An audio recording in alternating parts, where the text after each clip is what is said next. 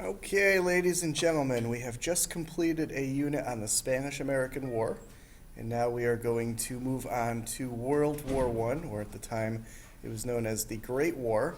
And this is just a quick little preview of, or an overview of the war. You should have learned this last year in world history, so it's more of a refresher, if anything. But these images here show American soldiers fighting in the First World War. We see on the left, these Americans are fighting in trenches on the Western Front in France, and soldiers here on the right are in preparation of gas attacks by the Germans in the First World War.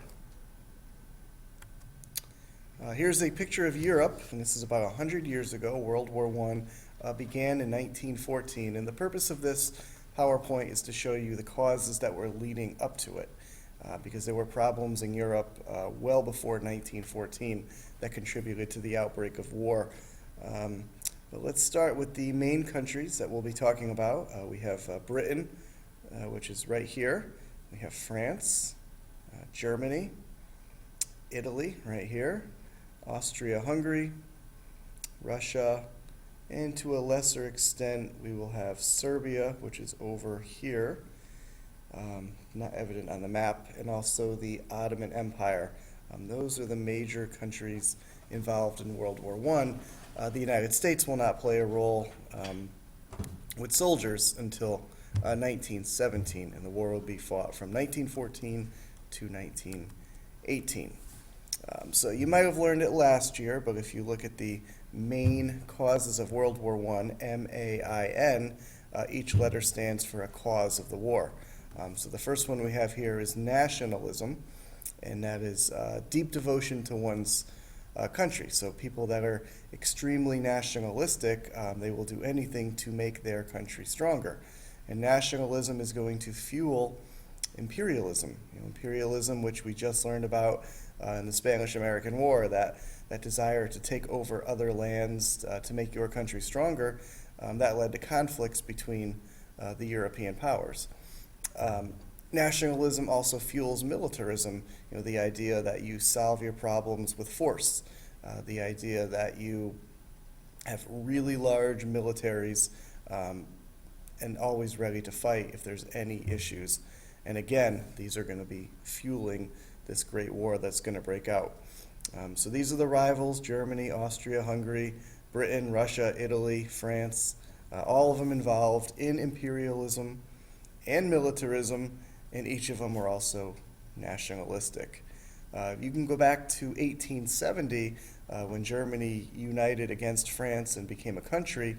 France lost a territory that was very valuable to them, an area known as Alsace-Lorraine, and France regretted this territory, and they're going to want it back, even 40 years later when World War I starts. So there's extreme nationalism going on in France and in Germany. And in Southeast Europe, in a region known as the Balkans, where there's about a dozen different ethnic groups there, many of these people want independence, and they were controlled by Austria-Hungary. Russia felt a need to protect these people in the Balkans because they were Serbs, they're Slavic people like themselves, including Serbia.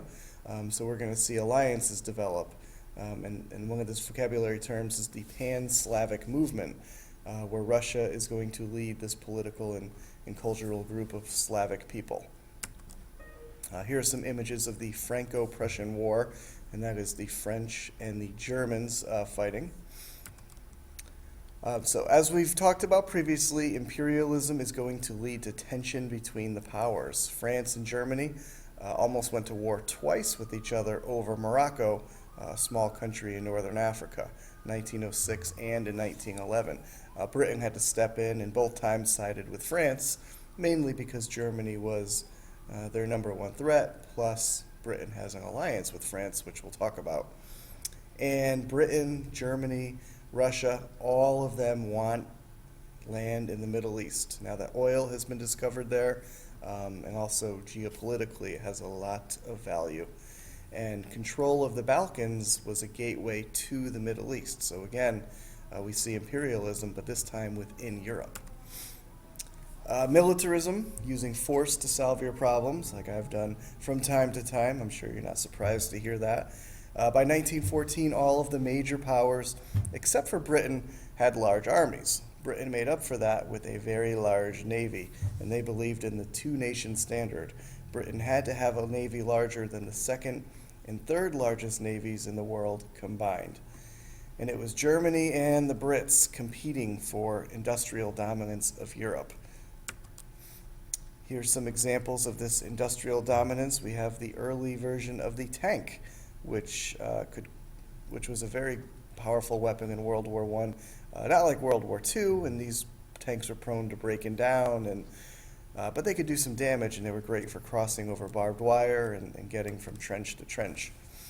Here's a British battleship, the Dreadnought, which was launched in 1906.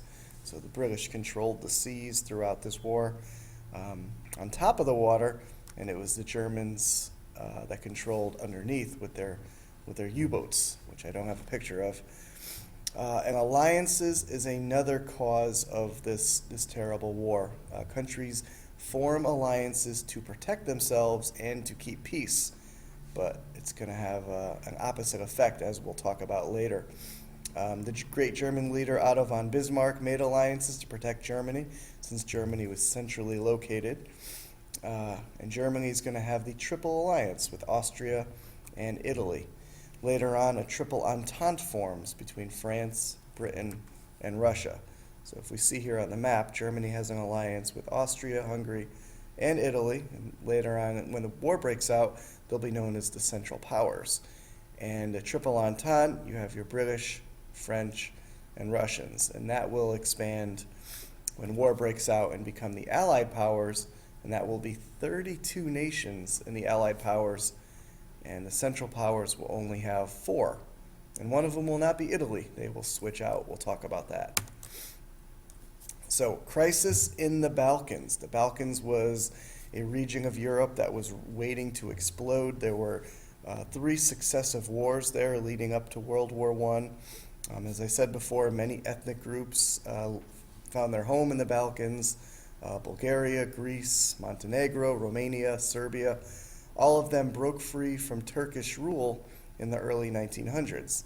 And in 1908, Austria took over Bosnia, which outraged Serbian leaders because the people of Bosnia were Serbian. So Russia offered to help Serbia out. Germany backed up Austria-Hungary, since Austrians are Germans. And here's an image of the Balkans. So the Ottoman Empire was a declining power, and they're going to lose all of this territory in the Balkans. And once that territory is lost, the other countries are going to try to sweep in. So even though Serbia is not very large here, they're going to come into play in this terrible war. And that is the assassination of Austria's Archduke Franz Ferdinand, who was next in line to the throne after Emperor Franz Joseph, who was in his 80s, so his time was not long. He was murdered by a Serbian nationalist, Gavrilo Princip, and this is going to light the fuse to start the war.